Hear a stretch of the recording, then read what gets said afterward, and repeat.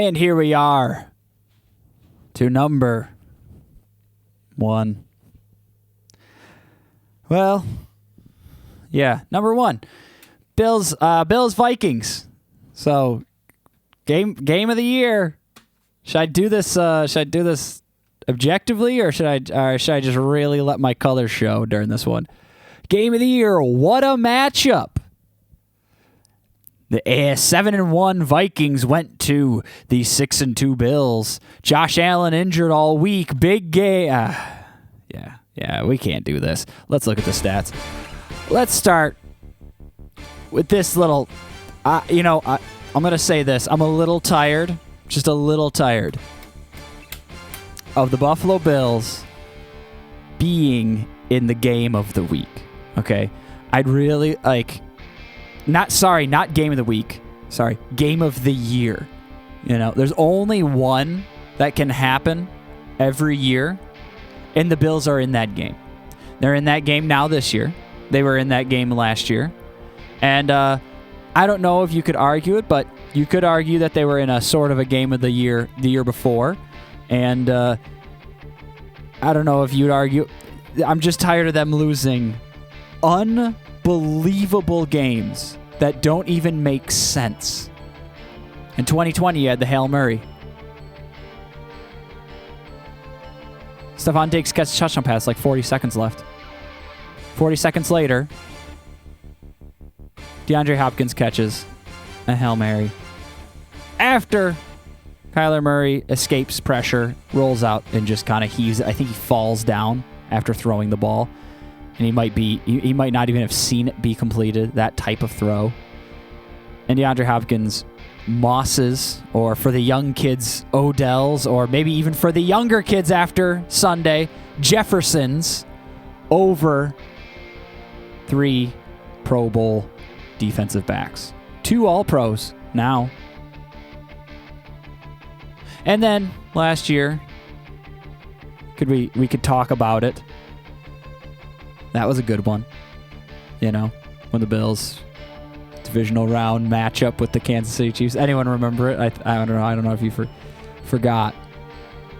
Either way, we'll move to this one, where, unlike those games, I would say, I don't know if I've ever seen a team have more opportunities to make one play, and then they didn't make that one play. And sometimes they did almost make that one play, but then they made one more play in the opposite direction to lose the game. That one play starts with, hey, Devin Singletary, don't fumble it, although he didn't. That was disappointing. I don't think that was a fumble, but it was in the game. And then the Vikings, don't give up another 3 points to the Bills or another touchdown or whatever. And then there was, hey, why don't you tackle Dalvin Cook? Why don't you not take the worst angle I've ever seen by a safety? I was watching the angle. I was like, who are you tackling? Who are you aiming against? I believe it was Damar Hamlin. And he just took this angle onto Dalvin Cook. It's like, do you think that he's going to stop? Are you aiming 4 yards behind him on purpose? Dalvin Cook touchdown. And that's after already another missed tackle. I'll give you the break. Cook's good. I wasn't even hoping for the safety to make tackle. Just cut him back inside so that Cook doesn't just score a touchdown. He did. And then they drive all the way down the field. And then this is the moment of the game where you say, hey, who do you think wins this game? The Buffalo Bills had the ball on the Vikings 8. 2nd and 2. Josh Allen was playing, was not injured. We spent all week talking about injury. And 2 plays later, he throws an interception in the end zone. Fine, whatever, interception in the end zone. They went for it on 4th down. Not a big deal. But he runs it back to the 40. And then Allen has the genius idea with his injured elbow to attempt to punch the ball out of Patrick Peterson's hands after he had fallen on the ground. And then Allen lays on the ground, seemingly in pain for a little while, but then he was up. They cut to commercial. We didn't get to see that. That was delightful. I thought, well, Allen, good job, buddy. He's the only quarterback that goes for the strip on a player that's already down. And then it was 3rd and 12. And I started clamoring for, come on, Von Miller. You're down by 4. It's 3rd and 12.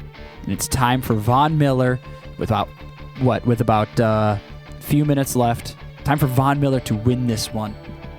Be the closer that we've all hoped he'd be. And he was. And then it was 4th and 18. And then DeMar Hamlin.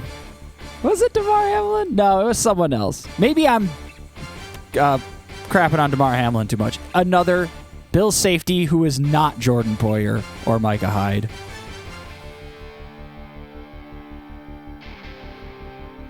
How do you catch a football? There's a photo of this catch in which the Bills safety has both his hands on the ball and Justin Jefferson has one hand on the ball. And it just seems that there is no way that ball... No way. There's like an 80% chance that it's completed to the Bills player. And then there's like a 20% chance that it's incomplete. But it was completed to Justin Jefferson. 4th and 18. Von Miller, you can't close it enough. It's like if Mariano Rivera threw a perfect ball right down the middle, but he threw it so fast that the batter just whiffed it. But then the catcher dropped the ball and it rolled behind him and he stole first. And the person on third stole home and they won the game. That's what that was like to me. And then they do stop. And then they stop him at the goal line. They actually did it. They stopped Kirk Cousins. And then Josh Allen said, nope. You made the one play. You stopped Kirk Cousins on the inch line. Hold on, no, you stopped him at the 1 yard line, but then you were offsides with 12 men on the field. So they ran the play again. Wait, no, that was an overtime. It was not 12 men on the field, but you stopped them, but you went offsides. So they get one more shot, and then you stop them again. But Allen said, no, hold my beer. I'm going to fumble it in the end zone on a snap. And then we can spend the rest of our lives talking about, should they have done a shotgun? Should they have just knelt it out and then tried to play defense again? Should they have ran the ball? Should they have done this or that or this or that? Josh Allen should have taken the snap, is what should have happened. Don't put any of this on any coach. Don't try to think, what would have been more successful? You know what's pretty darn successful? The ball going from the center to the quarterback's hands and then not being fumbled. You know, they only do it like 1,000 times a year. It's the second time. The second time this year that in a critical moment, Josh Allen has fumbled the snap. In the Dolphins game, he fumbles the snap, and they aren't able to kick a field goal at the end of the half. And in this game, he fumbles the snap, and it gets picked up in the end zone. Unfrickin' believable. And then the game still goes to overtime. The Bills drive down the field, hit a field goal, tie it. There's one silver lining. I don't have to sit here and complain or be complained to. The refs were in the Bills' back pocket. And that's why the Vikings lost. Because there was a 12 men on the field in overtime that didn't get called. There was that obvious drop from Gabe Davis. But the Bills should have won this game 17 times before any of those plays even happened. As for the Vikings, I can't believe that you could say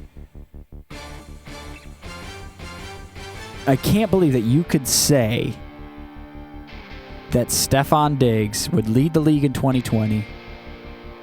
The Bills would trade first overall pick, 4th, to the Vikings. Vikings trade Diggs to the Bills. Stephon Diggs would lead the league in receiving yards. He would be another top 5 in the next year. He'd be a top 5 currently this year. He'd be top 5 in pretty much every category over the past 3 years. And the Vikings would have won the trade. The Vikings won the trade. Justin Jefferson has more yards, and he's on a rookie contract. He is a rookie contract. He's a third-year player, and he has more yards than Diggs does, who led the league in receiving yards in 2020.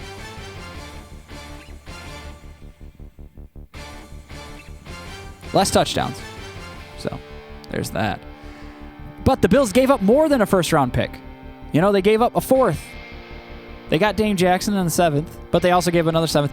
Either way, the point is, Justin Jefferson has, I would say, legitimately outperformed Stephon Diggs in the past 3 years. And even if you say it's a wash, he's a third-year player. Diggs is on an extremely expensive contract and almost 30. And Diggs is so good. You can't complain. You'd be like, oh, this is the closest to a win-win as I've ever seen in my life. But somehow, and he saved them. Kirk Cousins made his mistakes. He threw some beautiful passes directly to the Buffalo Bills defense. The Bills defense, run defense, blows it on one play. I guess you could count 2 plays on that Kirk Cousins scramble, and he took the hit. So, come on, Kirk. That was good. But Justin Jefferson, man, have you ever seen a wide receiver just win a game for a team? 3rd and 18. Multiple 3rd and long situations that the Bills could have just gotten them off the field, and the Vikings just squeak it away.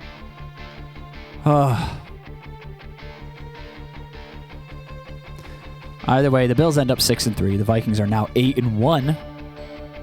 In second in the NFC, still just because they lost to the Eagles, the only team they've lost to.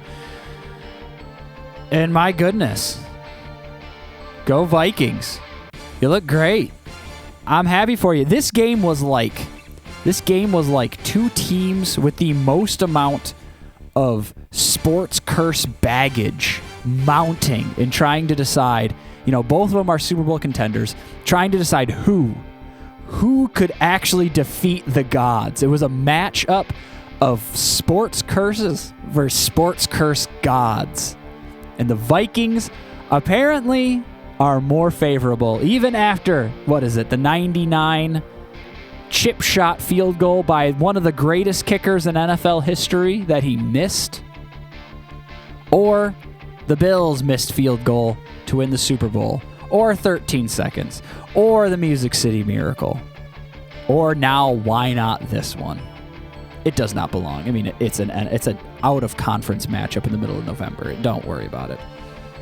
But still, holy moly. My heart is going to explode. I don't know if I can handle any more of these Bills games. Please, Browns, be bad. Can we get back to routine wins? They were in this game as a routine win, winning by 17 points. Winning by 10 points. Once again, up by 10. On the 8-yard line. 2nd and 2.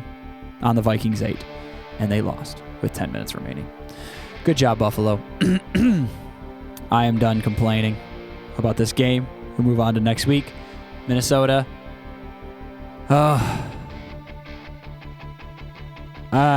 Hopefully Kirk Cousins can do it.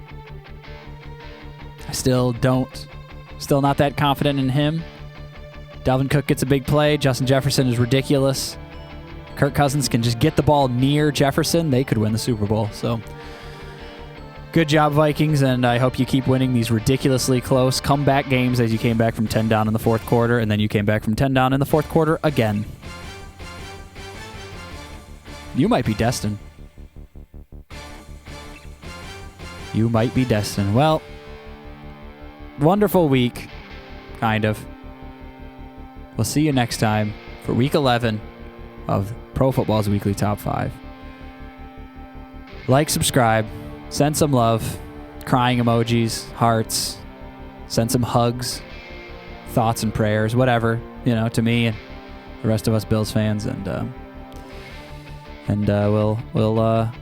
we'll see you next time.